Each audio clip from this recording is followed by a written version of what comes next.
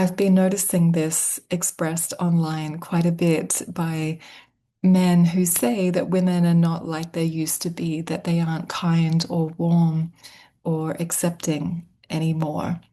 And I think that they just don't understand how low the bar actually has been for women, and the fact that women of all ages are currently in the process of picking up that bar that's been lower than the floor so that we can actually have standards and be in a healthy position to begin with and learn how to relate from there.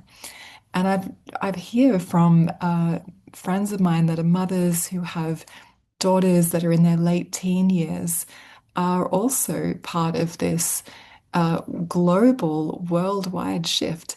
And today's guest is a 28-year-old woman in Canada who is so passionate about this topic because of the experiences that she's been through, and she'll share about that with you in this episode. And she's also written a book and has academic training. So she's a fantastic voice, I think, for a lot of women that will resonate with her and her style, but maybe especially for young women.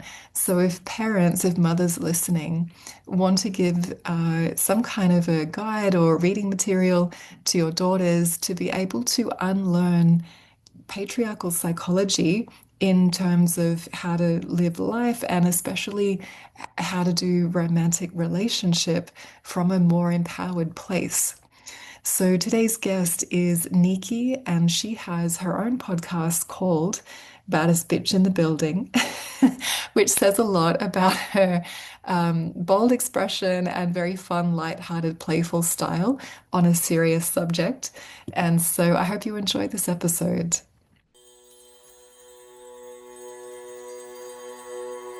Welcome to this provocative and heartfelt podcast, where patriarchy is defined as a paradigm that both men and women uphold in different ways.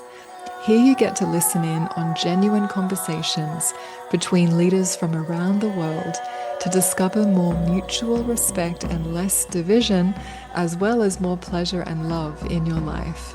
My name is Dévashi Shakti, and you are warmly welcome to be part of these Beyond Patriarchal Sex conversations. All right, so I am here today with Neeki from the Baddest Bitch in the Building podcast, which is such a fun name. Neeki, thanks for joining me today. Thank you. I'm so excited to be here. Yes, and you have a book as well, and we're going to talk about that later. But firstly, let's get into how does it feel for you to be talking with me on the conversation of beyond patriarchal sex? What does that bring up for you, if anything? It's interesting because I didn't even think of the term patriarchal sex until maybe a few months ago. Like, it's not something that really crossed my mind. And now it's like all I can think about sometimes. So I Yeah. feel like this came up at a really interesting time. The universe has such a weird way of throwing things in my life at the Yep. perfect time. And this was honestly the perfect time. Yes, that's how it works. So, what connection are you seeing? Like, what dots have you been connecting maybe after you've seen the name patriarchal sex? Because, like I say, even if someone's never heard that term before, everyone knows what it means. Yeah, like you don't need an explanation for it. It is self-explanatory.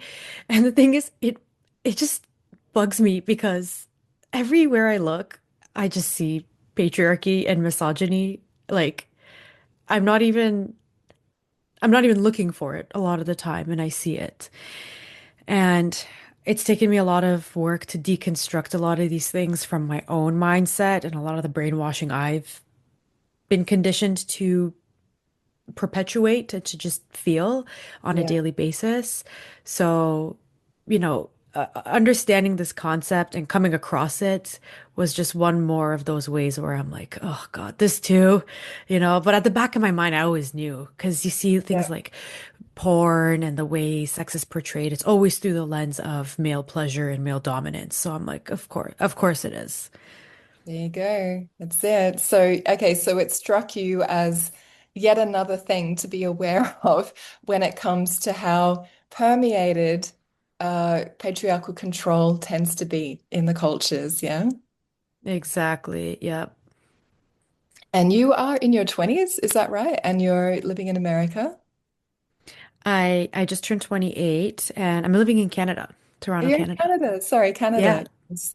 And your background, I've only heard a couple of your podcast episodes, but you talk about it a little bit. And I think that's really relevant because the patriarchal patterning, especially when it comes to sex intimacy and relating, I mean, and many other things as well, but it's so obvious in some cultures and less obvious to some, in say like a broad general Western you know, cultures where it's people think there's no patriarchy anymore, is what I'm trying to say.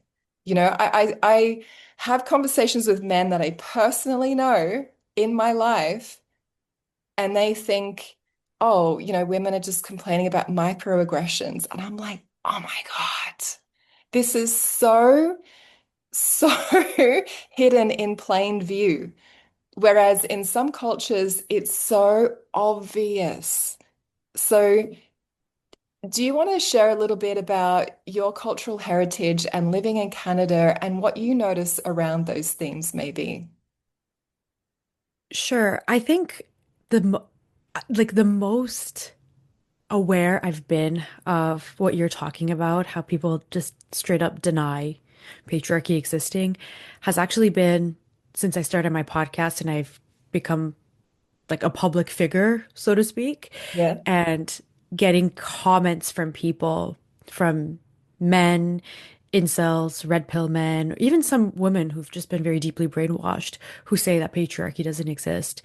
And for me, that's exposed me the most to a lot of these point of views, even more so than just being, living where I'm living, because I surround myself with like-minded people, so I don't tend to encounter these types of people in real life. And I've sort of adjusted the algorithm of my life in a way where everything makes sense for me. I don't want to be around people who deny very obvious things like the patriarchy. Like what else are you going to say? Like aliens built the pyramids, like. So that's sort of my experience. On a more personal level, my background, I live in Canada. I was born here.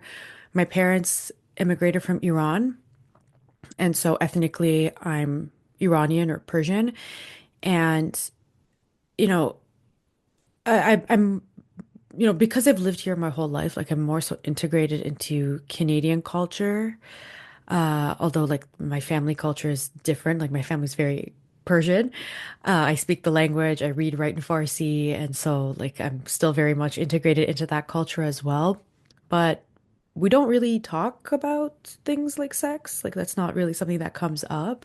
That's more so something that I discuss with friends, or you see things online, people posting about patriarchal sex and things like that. So that's kind of where I get a lot of the information from. It's through social settings and I guess online. Yes, yes. And there's something, maybe not only Iranian women, but other Middle Eastern cultures as well. There's something so specific in my Middle Eastern sisters who have encountered just how overt and hardcore patriarchal control over women can be. And there is an unapologetic as fuck edge that I so appreciate and that I would love to see in more women because it's not shying away from the facts, and at the same time, it doesn't diminish the brilliance, the light, the knowing of who we are and how it's really meant to be, So there's a way that being aware of all of these patriarchal control agendas can cause women to shrivel, right? And to harden. And I don't see that so much in um, Iranian women. And I think that's really fascinating. I think there's a power and a strength that's also embedded that you have. For sure. Yeah, I see it with women in my family. The one I'm only around bad bitches. Like that is the name of my podcast, and that's the type of woman I'm around. And my role models are all women like this. And it's very interesting because, people think of Iranian women as religious women. They conflate Iranian with Muslim, but that's not true. Most Generally speaking, most Iranian people are not very religious. In fact, being anti-religious is a form of being sort of anti-government because the government is a Yeah. Islamic theocracy. So the Islamic Republic and the people are just completely separate. And there's a lot of, I talk about this a lot on my own podcast. I did a recent episode on this about religious patriarchy and how that's conditioned women so deeply. And we still see that in like any culture. Like you look at any culture that has any impact with religion and you see that. But socially, I think Iranians, at least the ones I'm around, the group of people who've immigrated to a Western country are more secular and in some cases even anti-religion. Yes. Yes. Yes. And when it comes to religious patriarchy, what a lot of basically white Western women are shielded from, in a sense, is how that's actually the roots of all of it. The women's medical rights being removed right now in the US and so many ridiculous things going on. Like all the patriarchal control and all of its manifestations, when I track it back, it's all always about religion. It's always about God being centered as male.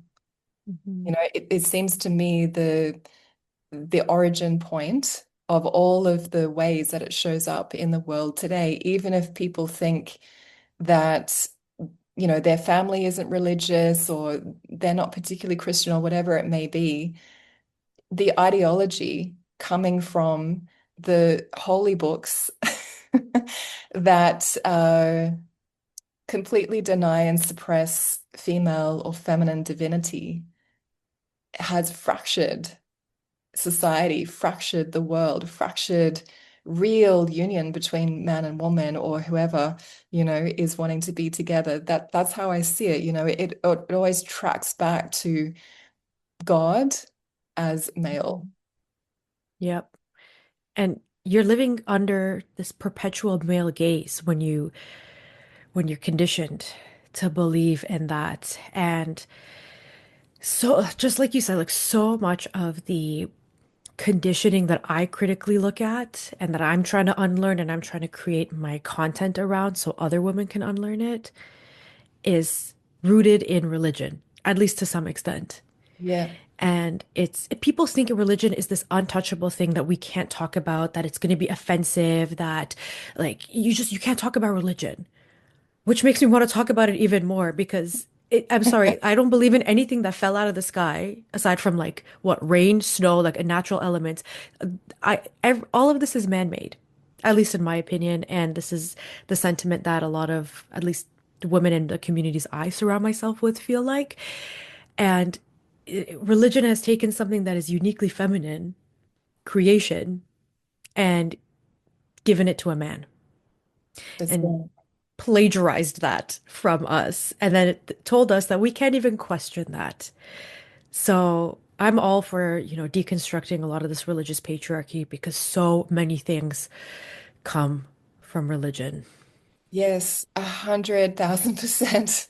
I'm so happy that you look into that. And I've seen the way that you deconstruct something once you've recognized a pattern. And it's awesome. It's awesome the way you apply yourself to that. And when it comes to patriarchal sex, or even just the term, it's not a term that people have been using. And there's been so much reaction to me picking up the term. It actually did come to me organically, but when I searched for it, because I thought surely someone's been talking about this before, even though I've never read it, and I found Professor Robert Jensen, who was on one of the earlier episodes, where he wrote the essay on it back in 97. And so it's been in earlier radical feminism movements, but it was a term that got dropped and hasn't been used. And so it just came to me like energetically, like this describes the paradigm very clearly.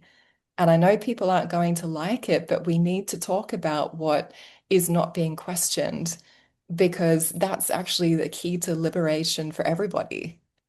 Mhm.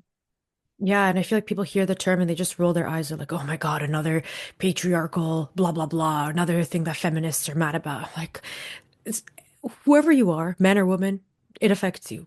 Because I've had conversations with men about this too. Patriarchal portrayals of sex affect men as well. And I mean, we can get into that in the way that porn has like just destroyed everyone's understanding of what sex is supposed to look like and made it this theatrical performance that no one can live up to. And it affects boys who watch it and learn from mainly through that, because I don't think boys talk about sex in the way that girls do or even younger women do.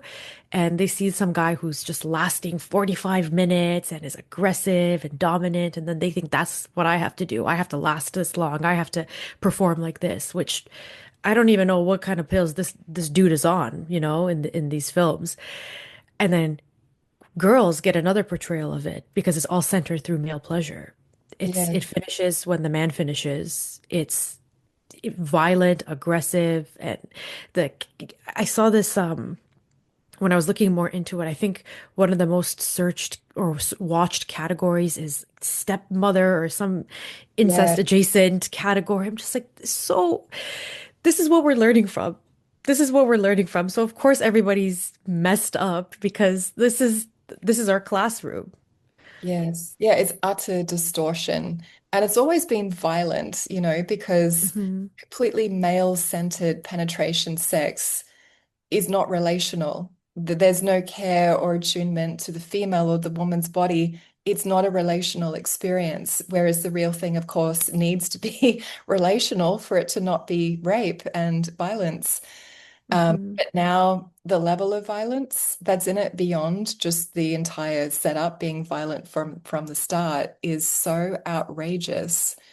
And one of the reasons that I feel moved to keep talking about this is because of how much it's affecting the kids, the children, the young boys, the young girls who literally are having that as their only education.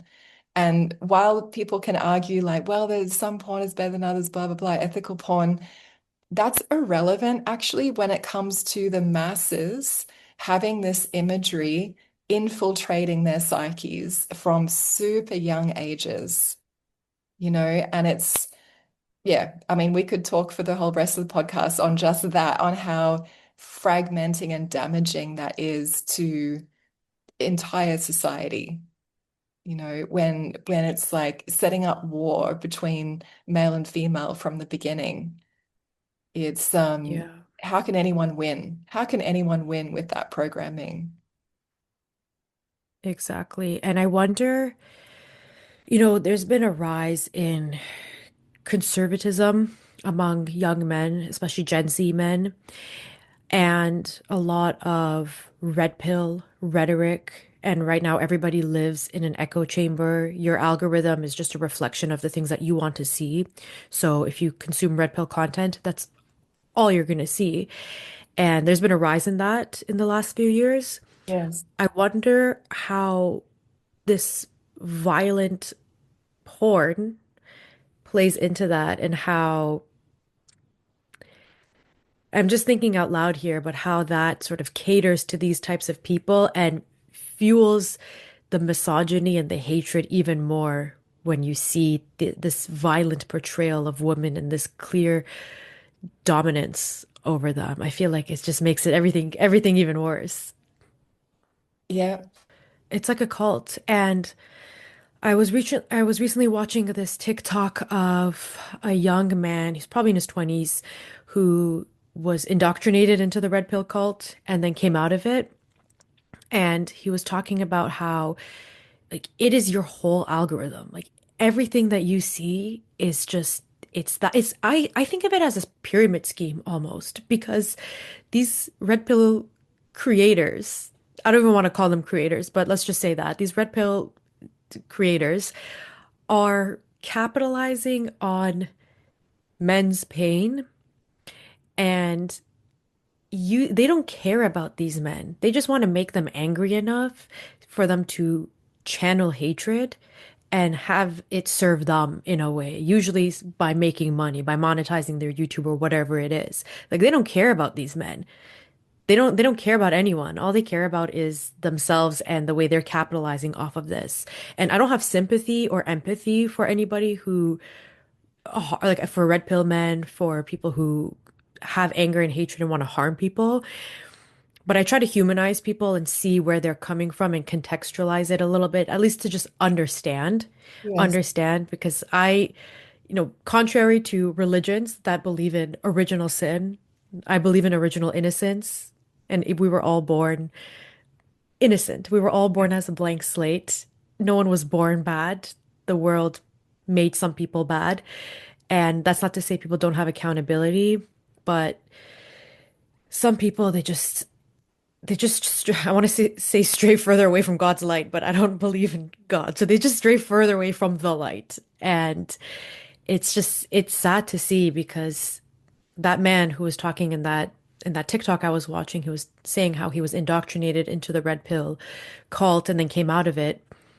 It was a woman's kindness who snapped him out of that. It was when he went to a party, I think. He went to a party and for whatever reason he got really emotional and he started crying. And one of the women who were at the party comforted him and heard him out and treated him with kindness and care. And that's when he realized the red pill rhetoric is a load of crap. And it was Yeah. a woman's empathy who snapped him out of that. So I thought that was really powerful. Yes. And actually, Robert Jensen, who I mentioned before, who wrote the article on patriarchal sex back in the day, he says a very similar thing. He was basically anti-feminism until he actually met real feminists and like leaders of the feminist movement back at that time at university who were so beautiful hearted and kind and compassionate and held space for him in a way that he'd never encountered elsewhere before. So his entire worldview got 180 degrees flipped Mhm. from actually experiencing women that have this awareness and education of, is what we could describe of what feminism can be. And I know that there are super extreme versions of it, which, are basically what happens when a woman when a woman does shrivel inside and does harden. And that's understandable. It really is understandable, but it's also a distortion of its own, right? And so the women that I know that are pro female human rights, like why the hell would you not be, are intelligent, very caring about everyone, not just women. And that just shatters the illusion right there. So, yeah, I think I saw that example that you talked about as well. And I would love to ask you, because you are a 28-year-old woman in Canada, what are the kind of things, if you're willing to share, that maybe yourself or the women that you know are encountering in dating or relationships with men where this programming might show up of the patriarchal sex paradigm?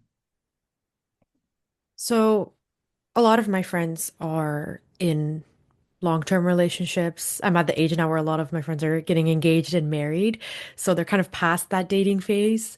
But I have a few of my friends who are still in the dating scene and it's it's interesting because if you asked me this question a few years ago, it would have been completely different before everyone's frontal lobes were developed, especially because there's so much with dating apps, especially. I talk a lot about dating apps and how we need to just, anyone who has it needs to just get rid of it, delete it. But anyone who uses it, at least among my friends, I really saw it's basically like casual sex work in a lot of ways. A lot of these men on these apps are looking for sex. They're looking for an easy hookup. And it's never been easier to find sex with the least amount of effort possible. And everyone is disposable now. Everyone on that app is disposable. If you don't like this person, if you went on one date with this woman and you guys didn't click, whatever, on to the next one. People just ghost and move on as if they're not even dealing with a human being, right? So it's become a form of casual sex work from what I've seen.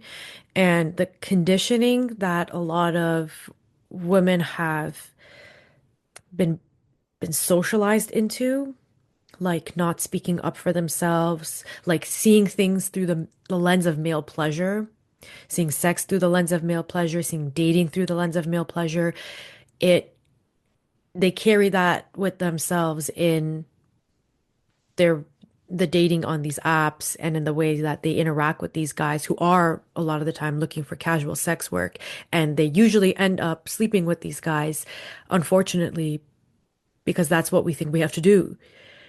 And a lot of my work over the last year or so has been to undo this conditioning and remind women that it is not selfish to think of yourself first. It is not selfish. You shouldn't feel guilt. You shouldn't feel shame for wanting to have things that are pleasurable to you, relationships that benefit you. Because why am I? It's like if I'm running a business, I want to make money. That doesn't make me selfish. That just makes me smart. If I'm in a relationship, romantic or platonic, it has to benefit me. That doesn't make me selfish. That makes me a reasonable person. Because if I'm not benefiting from it, what the hell am I doing? And I'm not going to be happy, and that's going to show, and I'm not going to put effort into that.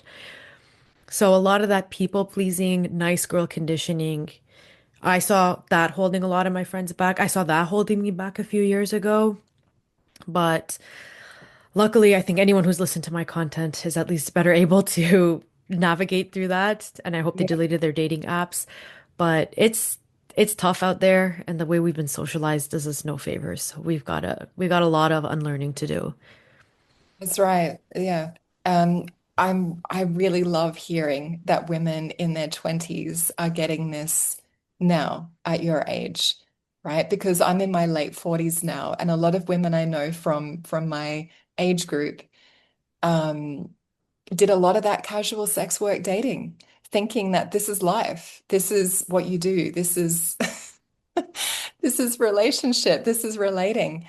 And the way that women were not centering themselves as much as it is more socially known now.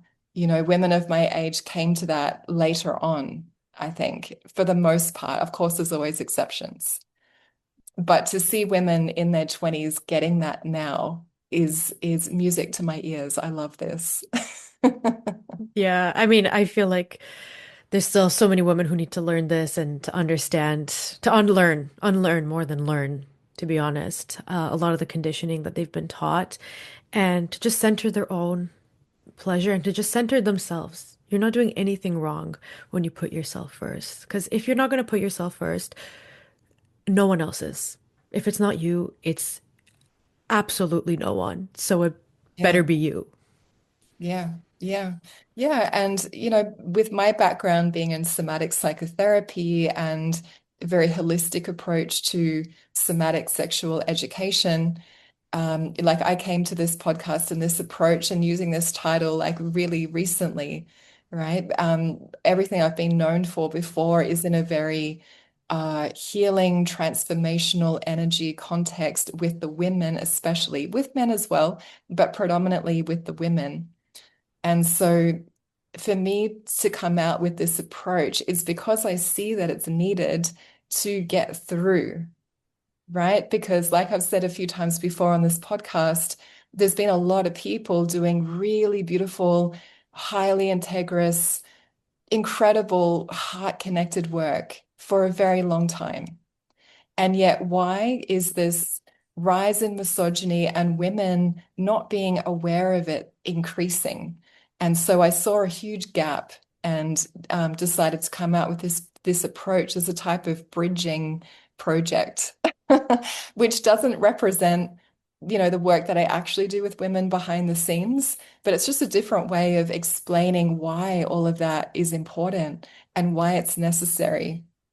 And so, from being in that a long time, I thoroughly agree. Education and this learning is literally an unlearning. It's a deconditioning, deprogramming process, because under that is our natural state, which already has everything that we need or everything that we need to know. But we can't hear it. We can't attune to it in ourselves when our social conditioning and our, you know, patriarchal sex programming is the overlay on top of that.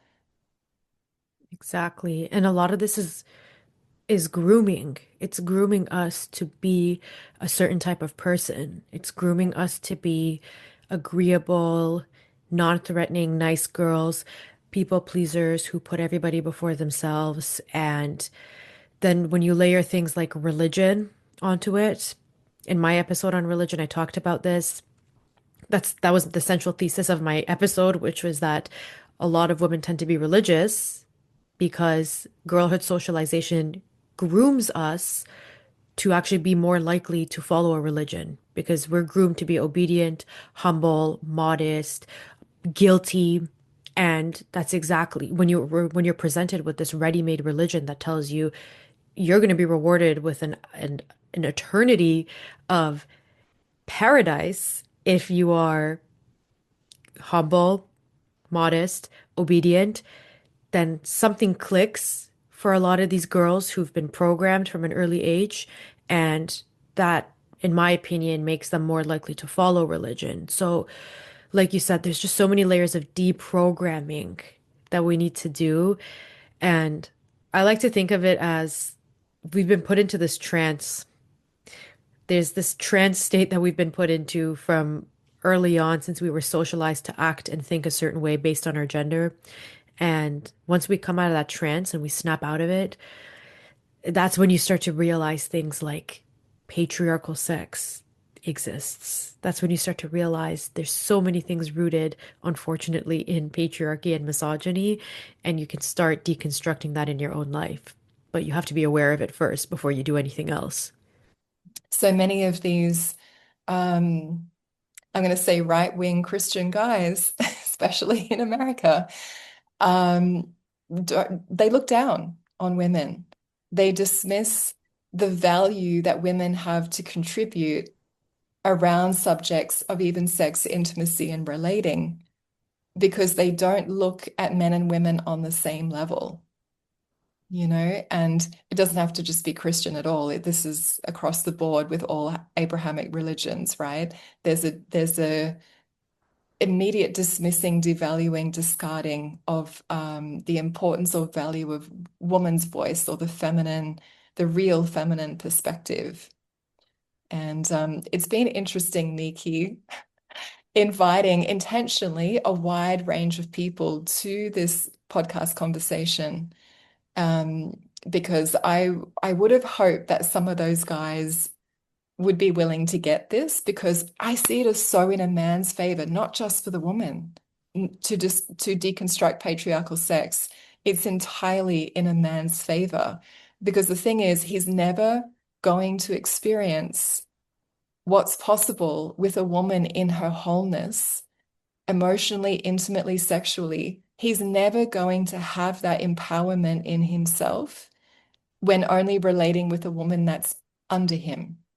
It's never going to happen. He's never, I know you're saying you don't believe in God and all of this, but my experience somatically is that our nervous systems connect to spaces that are so beyond the ordinary state of consciousness when our bodies are opened in a certain way. That's been my literal felt sense, embodied experience. And for so many of the women that I've taught and trained over the years.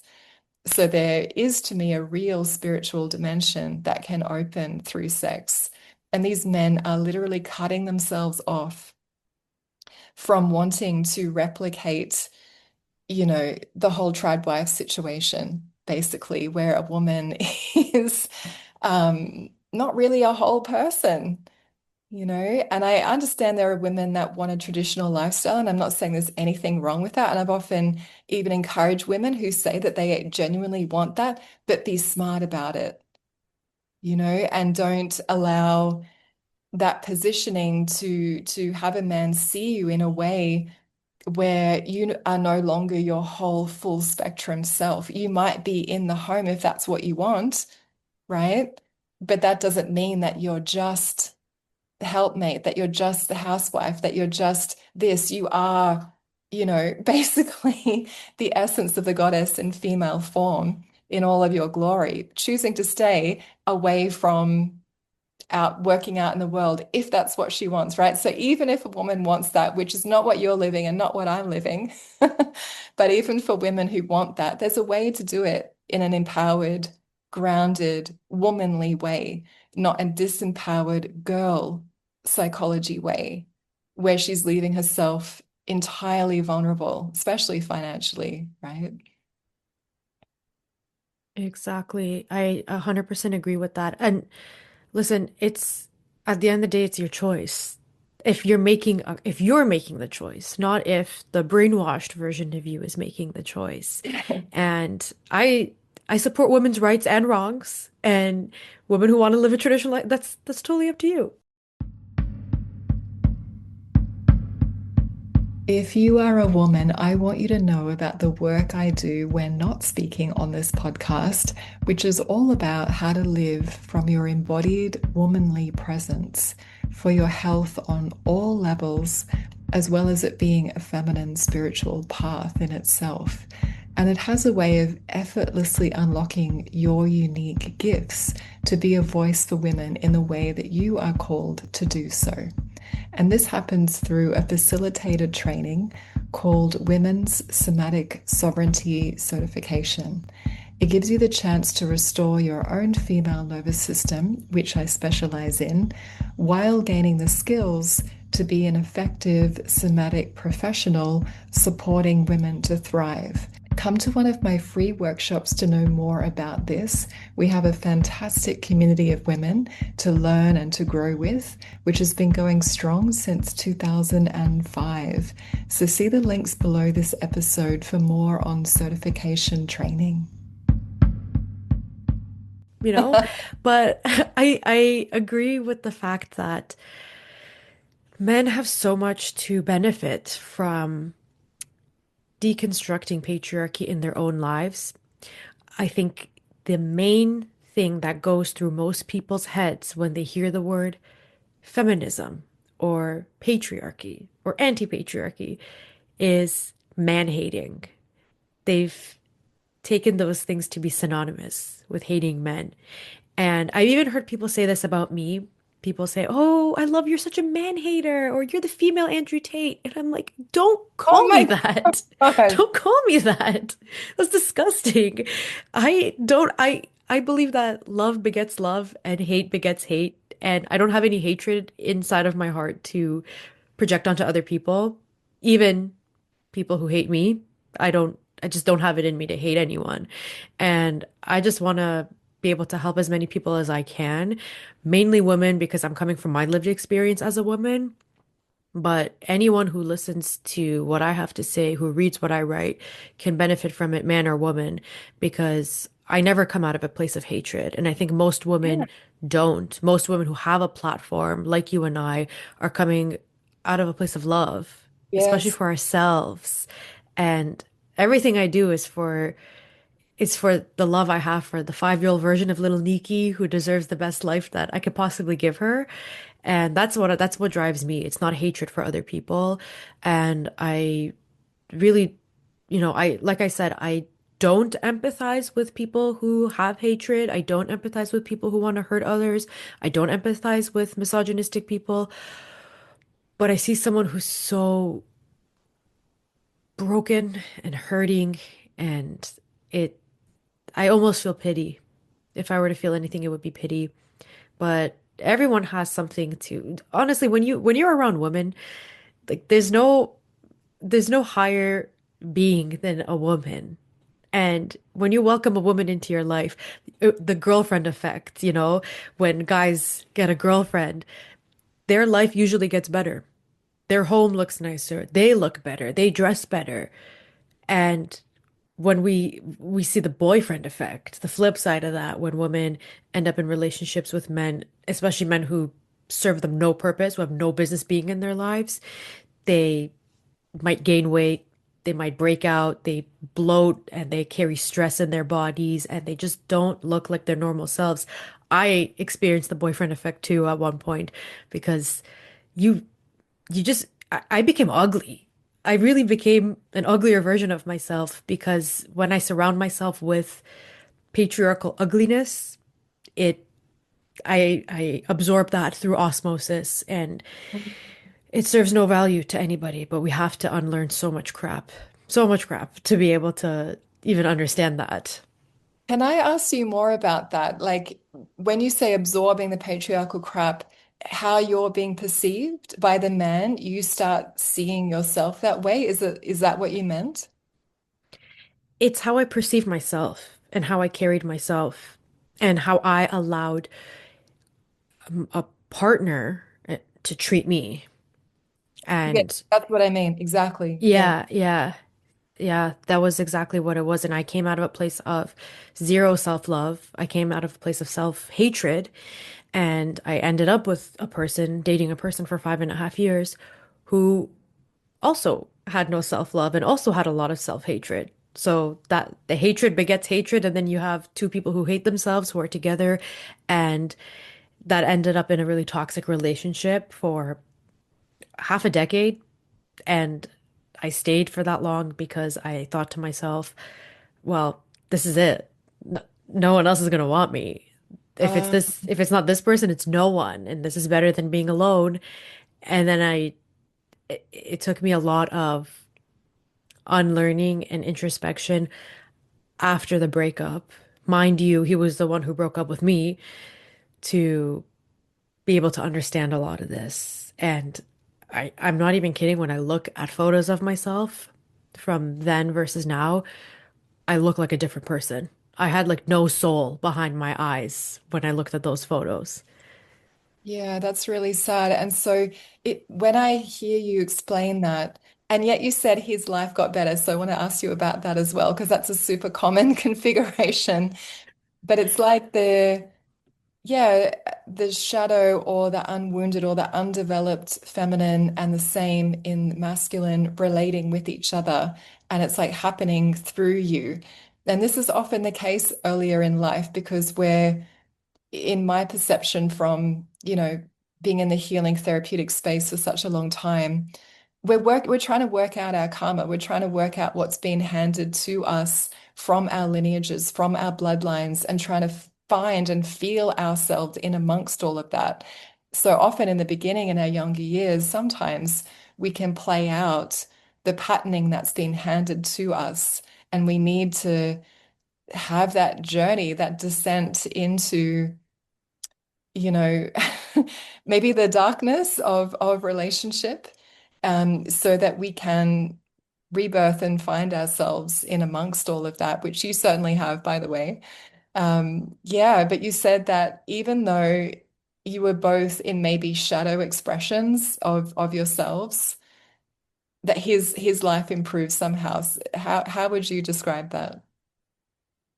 I would say, I wasn't faultless. Obviously, coming out of a place of no self-love, it was a toxic relationship from both sides, but I would say I felt like I had it a little bit worse, but everyone sort of thinks that of themselves. But I think that it was a lot of things, even more superficial things like wardrobe. A lot of guys, their sense of style, bless their hearts, is not that great. And you get a woman in your life and she's going to dress you and dress you well. Even with things like using a body wash that's not a 12-in-1 shampoo, conditioner, shoe polish, motor oil, like with self-care related things, like having a nice face lotion, um, having like a nicely decorated home, the books that I would recommend. Even to this day, he still reads a lot of the genres of books that I read and that I recommended because I have a really extensive library and I love sharing books and giving book recommendations. And so intellectually, aesthetically, I feel like I improved his life in a lot of ways. And I would call that the girlfriend effect because you look at a Yeah. guy before and after and he just looks better. He's glowing in a lot of ways. Yes. Yes. And yes, there's always a an energetic match for a toxic relating paradigm. And yet, because the um, this effect that you're describing happens overwhelmingly in that leaning to the male advantage, that in itself says so much about the programming that girls and women have compared to boys, young men, you know, like the self-sacrificial patterning in a woman to give and give and give and give of herself, and Yeah, it's not quite the same the other way around. Not exactly. exactly. And it really, the truth is, when you help build somebody up, at some point they might end up resenting you. And people don't want to feel indebted to anyone else. They don't want to feel indebted by a sense of gratitude that they have to give towards another person for doing them such a big favor, like helping them rebuild their life. And that worked against me in that relationship because I thought that I would be more loved and more appreciated by doing more things and serving a purpose rather than just being myself. Yes. Like the way that I had value was through what I did rather than who I was. Yeah. And I don't know if this is just strictly with men or I don't know if this is the same in same-sex relationships. I have no idea, but I can speak for men in my relationships and in my experiences. They don't want you to build them up. They don't want you to help them get established. They might like that because it serves them a purpose, but once they get to a certain point, they're going to discard you and they're going to go find somebody who they can now attract with that new success, whatever it is that they have. Yes. So I don't, at this age, I don't build anybody up. And I know, I'm still under 30. It doesn't mean that I don't have a lot to learn, but there's no more my I do not provide a service to anybody unless you are paying me. There's no service, and that is it. No one gets anything for free. So, in having just heard you say all of that, Neeki, it leads me to let you know and let everyone know that while this podcast might be helping people be informed and be aware about what's going on and having interesting conversations with people from different perspectives, the work that I actually do with women behind the scenes is actually all about us. We're not talking about men. We're not talking about the patriarchy, in fact. We're talking about how we can unravel ourselves, unlearn from all of that conditioning and put ourselves in a really empowered position. So the dynamics that you were just describing, um, it's so in a woman's favor, isn't it, to learn that all of that giving and overgiving does not lead to where she thinks it's going to lead, and it's not empowering for her to do it like that. It's not empowering for the partner either, because especially when it comes to a man, his journey is learning how to build himself up. And to give him the opportunity to do that, like the energy that creates the ignition in him to want to do that for himself. So what you said before, I'll highlight it because it's such a shining jewel for me in the process of real development for women, from girl to woman especially. That jewel being our value is in who we are, not what we're doing, what we think we have to do. And that's a huge psychological shift.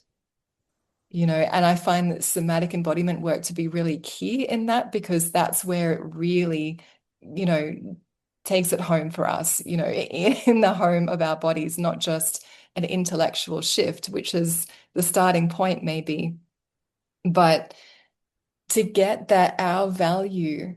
is literally in our beingness is a revelation. As a young woman, older woman, whatever age it's coming to a woman in, age is irrelevant actually. You know, someone could get this in their 50s and wish that, oh my God, I wish I knew this earlier. So, how do you know, Neeki, when you are in resonance with your value being in who you are, not what you're doing for a man? What does that feel like? What does that look like in your experience? I'm more relaxed and I can be myself. I'm a very unserious, silly person. So if I'm silly and unserious around you, and if I'm being weird, then that's how you know I'm at ease and I can function the way I'm meant to as the true version of myself. And the more I deconstruct a lot of this conditioning, the more I realize that I feel icky. I feel like I'm not truly being myself when I'm trying to build somebody up, or if I catch myself doing one of those old things that I used to do, it feels wrong. My intuition is screaming at me, telling me, stop this. This doesn't feel good. So when I'm sitting back and being just a silly, weird person, that is that is you cracking my shell and like actually getting the true version of me. I love that. I love that. And when you describe that, I like track somatically often what people are saying. And for you to say it like that, it's like your attention is rested in yourself, relaxed in your own nature. Your attention is not out there on him. What can I do for him? How can I fix him, change him, Photoshop him, dress him, give him a haircut? Your energy, your attention is in yourself. You are in your own space, you know, and it's so important for women to get that. And I think this is a great link into something you talk about in your book, I think, around desire, you know, and women being in touch with that.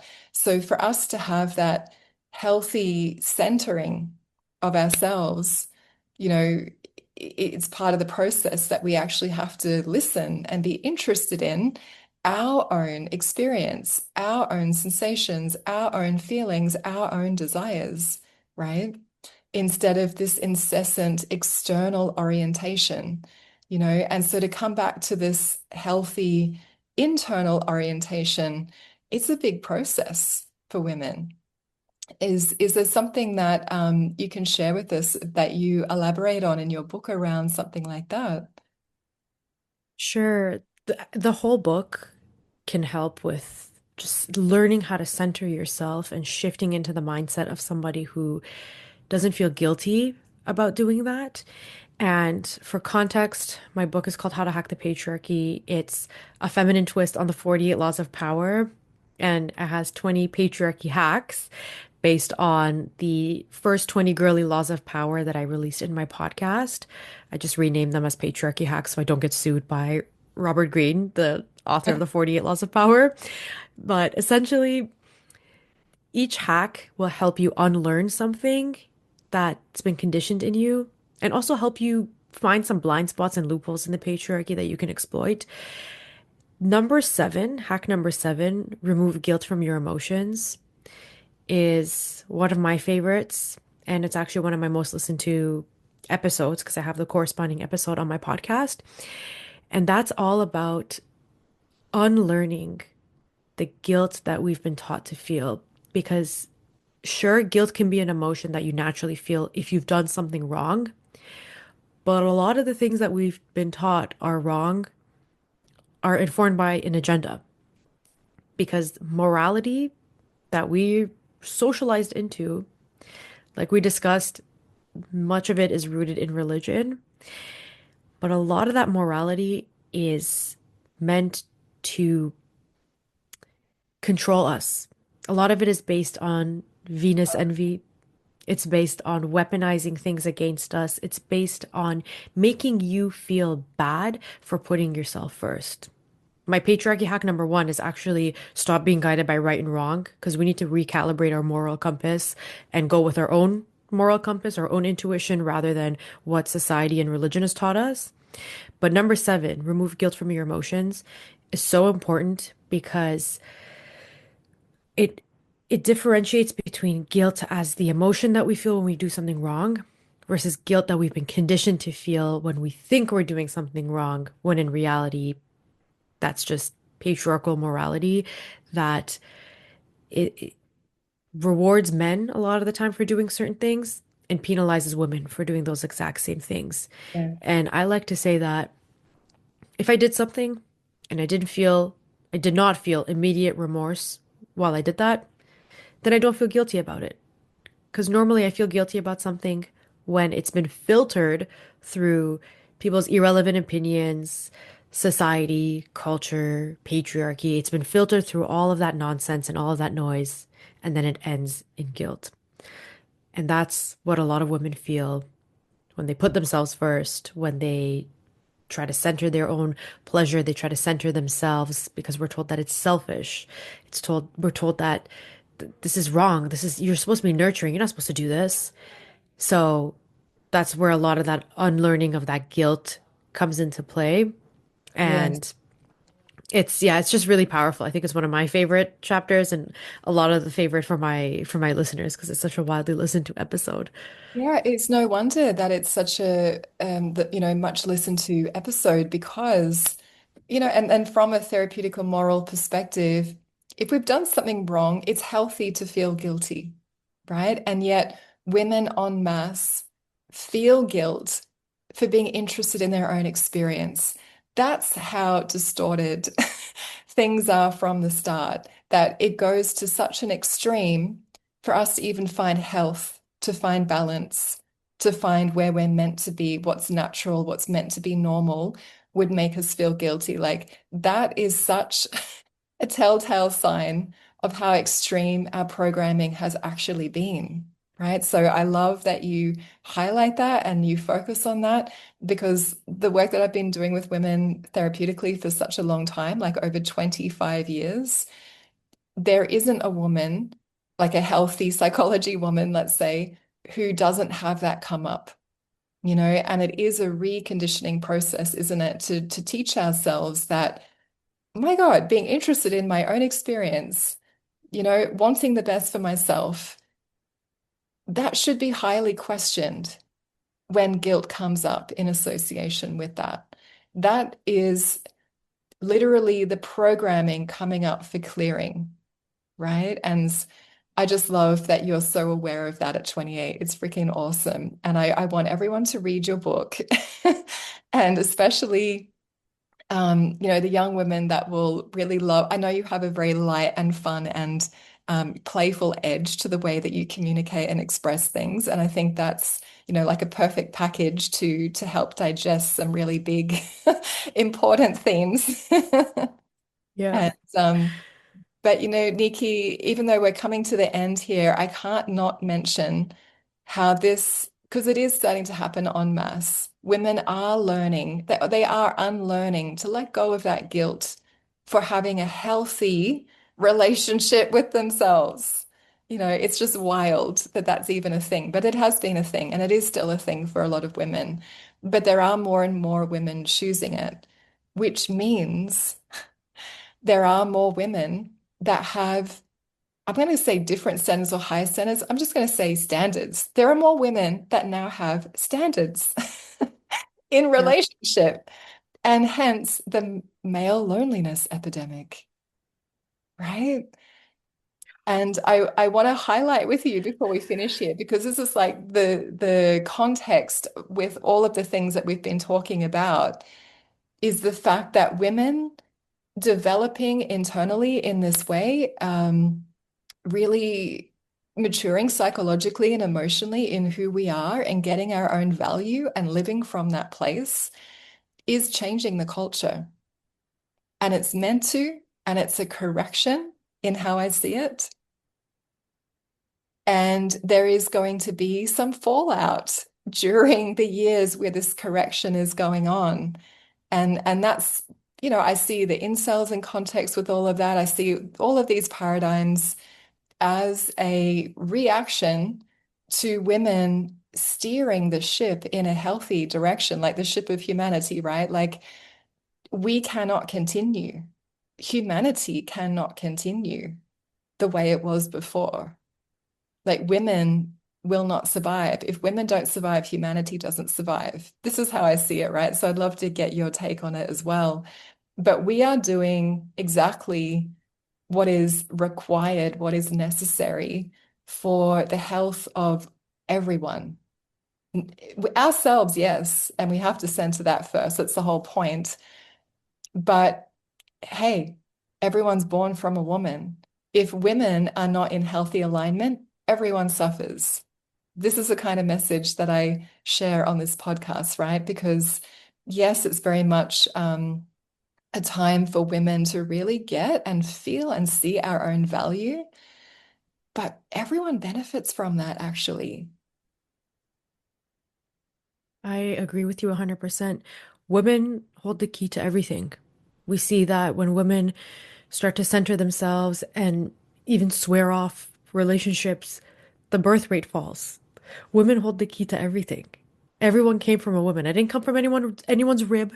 Everyone No. came from the womb of a woman, and women hold the key. And we are now course correcting after 10,000 years of nonsense. We're course correcting now. And there's going to be backlash. That's fine. There's always backlash when there's social change that happens.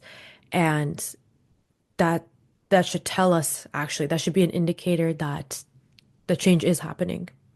And I really hope to see it during my lifetime. I don't know how long it's going to take for a lot of the patriarchy to crumble. I really, really hope it does. I'm not super optimistic, but I'm holding on some hope. But the thing is, you can't, healing can only take you so far. You can't heal your way to not getting hurt again, not getting taken advantage of. The only way you can do that is by raising your standards and understanding that it wasn't because of some kind of internal defect that you got hurt. It was because somebody did something, and that conditioning that you've been programmed to perpetuate allowed that to happen. Not victim blaming at all, but I'm saying that the only way that we can really fix not only just the issues that we're encountering, but the issues that plague society is by increasing our own standards and not framing things as internal incompleteness. Because healing implies that there's something wrong with you. There's nothing wrong with you. You're not broken. You're brainwashed by the patriarchy. And when we come out of that trance, when we come out of that brainwashing, there's so much, and we can be our full selves, like you mentioned. Everyone benefits from a woman who's able to live as her full self because she uplifts everybody, women and men. And Yeah. that's what's happening right now. And I'm really happy to see it. I'm really happy to be a part of it. And I just hope everything, the patriarchy crumbles in our lifetime.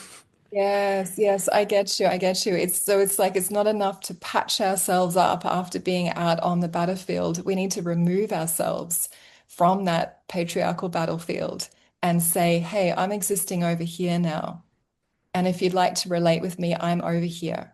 You need to leave that Exactly. paradigm to connect with me. This is what en masse women are actually really saying, right? The healthy women in this, yes. Because the queen doesn't belong on the battlefield anyway. What are you doing there? Uh-huh. Yes, I'm really happy that you could come and join this conversation. I'm really grateful for your voice and your take on things. And I want to say, because it's happening right now, power to the Iranian people and the revolution that's happening there. This is, another level of freedom from um, patriarchal control that has just been so horrific and so overt, so sadistic, actually. And yeah, power to all the people from your homeland. Thank you. I hope something else crumbles too while we're on that topic. Yeah. Yes, yes, yes. So all of your links and how to get your book and how to tune into your podcast will be shared with everyone. And yeah, I'm just grateful for you being in the world, and thanks for being you, Neeki, and guiding especially the younger women through places that, have taken women that are now 40 plus a lot longer to get. So here you are, straight out of the gate, just saying it as it is. I love it. Thank you. And thank you for providing the space that I can come in and share and just talk to you. It's been really great. I've had a great time. Thank you for sharing this episode if it's moved you. And know that saving or sharing it around, it genuinely helps to spread this message and also to attract more interesting speakers to join the Beyond Patriarchal Sex conversations. And there is much more to come, so keep tuning into these weekly episodes so that we can all be part of shifting division into connection for ourselves and for the coming generations.